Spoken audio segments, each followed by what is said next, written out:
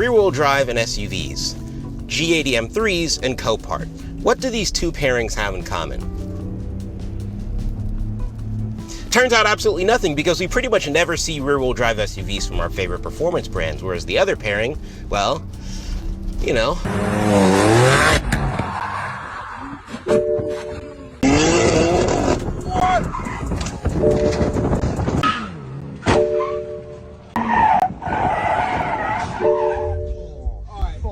The idea of a big and heavy family hauler that can easily do skids and slides is an idea few and far between, but Porsche, of all brands, has decided to give it a shot with the Macan of all vehicles. Not a rear-wheel drive Cayenne Turbo GT or a rear-wheel drive Cayenne GTS, that would be sick. Nah, they're gonna do it on the entriest of entry-level Porsches. And that's what I wanted to explore today. This base model Porsche might become the sleeper family performance car of the year, and not through adding anything, but by simply taking something away.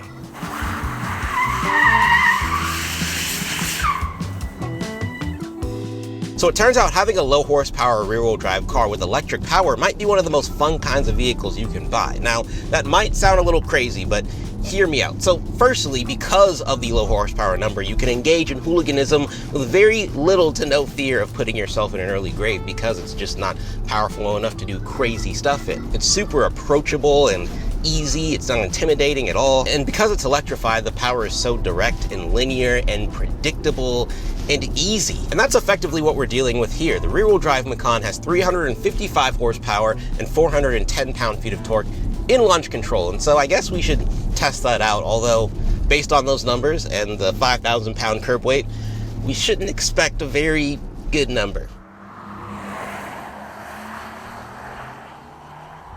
All right, launch control time. It is currently 65 degrees. We are on Michelin Pilot Sport EV tires.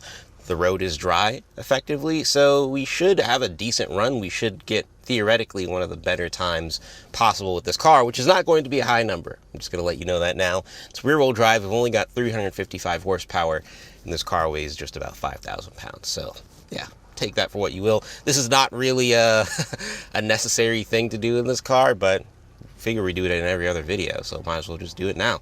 So let's see what time we get. Launch control ready. Wow, exhilarating. Exhilarating.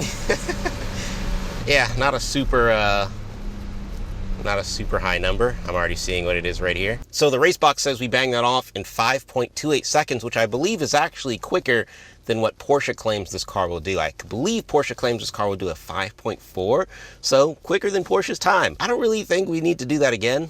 Normally I'm like, oh, let's do it one more time, but I mean, it's quicker than what Porsche says it'll do, and we're not gonna get any faster than that, realistically. So, you know, 5 seconds 0 to 60, not bad for rear-wheel drive and 355 horsepower pushing 5,000 pounds. Not a bad number, honestly. Now, if the experience you're looking for is having your back absolutely blown out, oh my God. If you wanna have your guts absolutely thrashed, oh, wow. If you want your cheeks flapping about, oh my God. If you wanna go really, really fast and feel really fast acceleration, then the Macan Turbo is the one that you wanna buy. That's what I was trying to say. That car has over 600 horsepower and all the grip necessary with all-wheel drive. This is really more of a Macan T type beat, and even more so than the gas-powered Macan T, because this is sending power to the rear wheels only. The gas-powered Macan T is all-wheel drive. This is more of an enthusiast vehicle, despite it being electrified.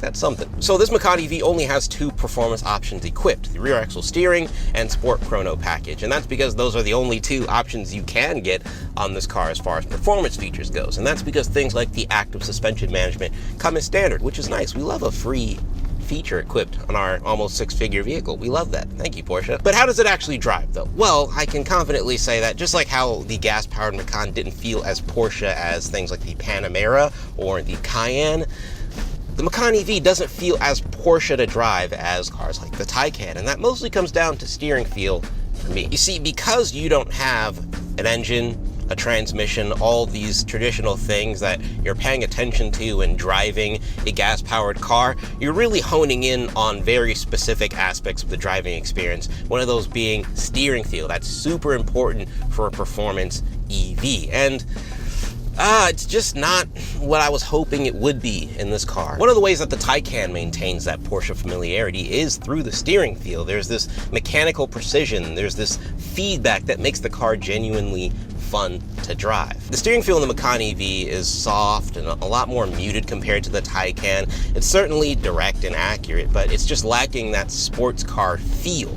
And that's probably the most disappointing aspect of this car when it comes to the driving experience overall. And I get it, the average person buying a Macan, especially in a Macan EV, in the base model Macan EV, probably isn't going into that experience looking for S-tier steering feel. But as a driving enthusiast, I go into every Porsche I drive looking for that it factor, looking for that thing, that defining Porsche characteristic that reminds us that, yeah, Porsche makes SUVs to sell to soccer moms. That's how they're really making their money, but they still always sneak in that one special aspect, that one piece of dynamism that reminds us that, hey, they're still making cars that can be fun for the enthusiasts as well.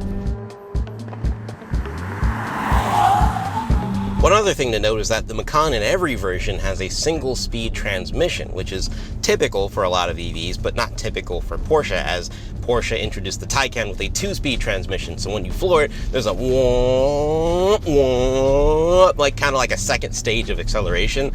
The Macan EV doesn't have that, and so it's just another thing that's taking you further and further away from a traditional gas-powered car experience. But generally speaking, the Macan EV likes to dance. If you're cross-shopping this car with something like a Model Y Performance or a Mach-E GT or a Cadillac Lyriq V, this is easily going to be the most dynamic out of the bunch. The only car that I feel like keeps up with this car from a handling perspective around the same price is the BMW iX, especially with that rigid carbon chassis that that car has. But the iX, at least in the States, is all-wheel drive only, whereas this car is rear-wheel drive, so that's something the iX will simply never get, at least for now. And despite the fact that you're looking around 5,000 pounds, the chassis balance is definitely there. There is some body roll, but minimal to say the least. And especially compared to other EVs, you don't feel like you're held back by the weight of the car. And especially with the rear axle steering with this car, you can really take corners and make the car feel like it's a lot smaller than it actually is. That's one of my favorite things about it.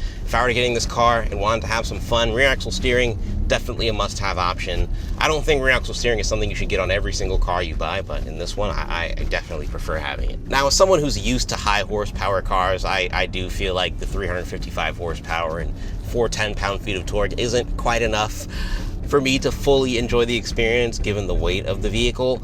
But I think it's definitely enough for the average road goer, and it'll still definitely take you into go-to-jail speeds without very much effort. But if we're talking about what I would prefer, maybe like a 450 horsepower, 500 pound-foot of torque, like rear-wheel drive GTS version, yeah, I think that would be pretty cool, Porsche. You feel me on that?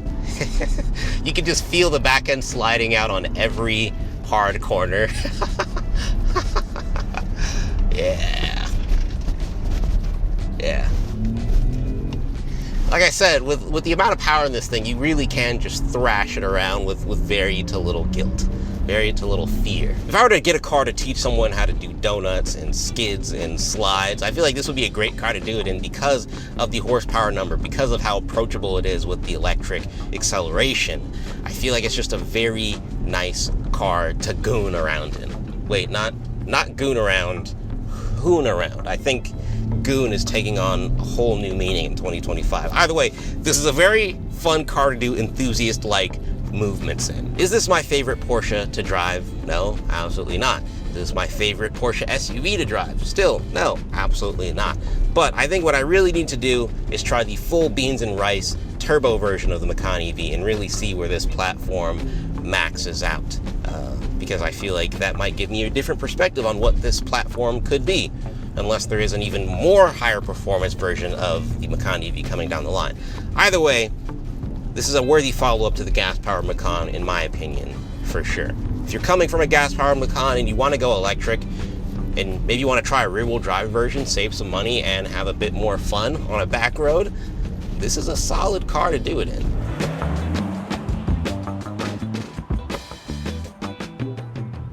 Where my biggest gripes lie with this car is probably with the interior experience of the car. Now, when you first buy this car, you're spending nearly $90,000 with a couple of options, and you get the cool, futuristic-looking exterior. I really like the way the outside of this car looks.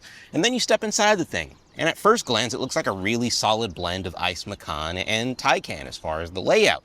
But then you look a little closer, you start feeling and touching on stuff, and then you realize there's a bit more Ice Macan build quality in here than Taycan build quality. The Taycan is a more expensive car, I get that, but I guess I just expected to step in here and have it feel like a more premium experience. It certainly isn't bad. It's not bad at all, but it just kind of feels like the budget Porsche, which, I mean, technically it is. So I might just be talking in circles, to be honest. I guess what I'm really trying to say is that I expected this to feel like just a big version of the Taycan, a Taycan XL on the inside, because the Taycan build quality is really solid. This is just a noticeable step down from that. But from a functional standpoint, living with the Taycan is great. First things first, the UI. It's definitely got some visual design tweaks compared to the Taycan that separates this experience a bit, and I like using it a lot. I love the way it looks, and I always feel like Porsche, despite not being the most expensive brand of the Volkswagen group, has always led the pack when it comes to the software experience. Bentley and Lamborghini, for example, are a long ways behind. Audi as well. And I do love the physical climate control section, which is very similar to what you have in the Cayenne, which, you know, I love that familiarity. It's great to use and not have to worry about fiddling with the screen for accessing basic things like my climate control. And then everything else in here from a layout perspective is just so very Porsche. So it's pretty simple, but very easy to get around. And so far, the biggest sleeper feature of this car is the wireless charger. Now, every car pretty much has a wireless charger made in 2025. So why is this a big deal? Well, it's a big deal because not only does it actually charge your phone, you get more than like 1% every 20 minutes, but it also doesn't cook your phone to oblivion, which is something that seemingly every other high-end brand can't figure out. So kudos to Porsche for actually having one of the first fully functional wireless chargers in a car interior.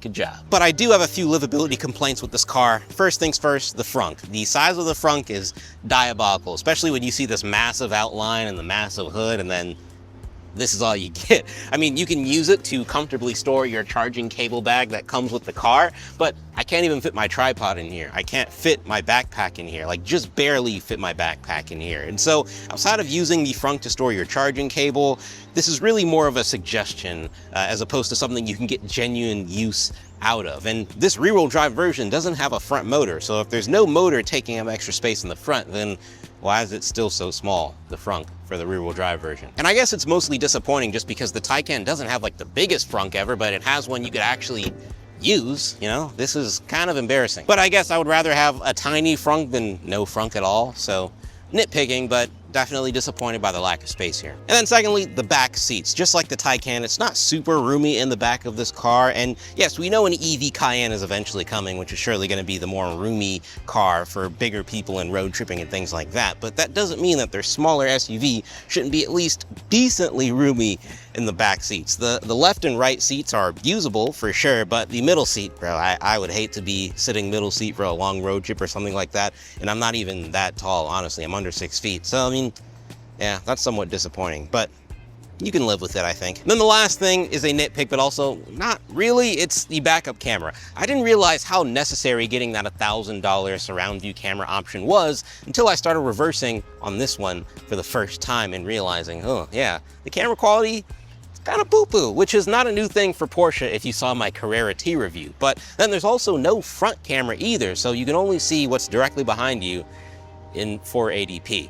Honestly, the surround view camera option should be standard. You shouldn't have to pay $1,000 extra for that, especially when you consider the fact that there are so many other much more affordable cars that offer a far superior backup camera system compared to this car. It definitely lessens the prestige of having a Porsche when doing simple things like that. It's like, I thought I was at a luxury car, you know? This is one of those cars that really will remind you how critical options on Porsches are to the overall experience, because if you compare this base kind of stripped down version of a Macan next to a fully decked out, fully loaded Macan with all the options, you'll realize, yeah, it's a notably different experience. But hey, that's the game. And if you can afford a Porsche, you should be able to afford a few options to make it better for you. Nitpicks aside, I do like this car overall. I don't love it the same way I do the Taycan, but maybe that's the point of the cheaper, more attainable Porsche, to make you feel like, oh, I'm almost where I need to be.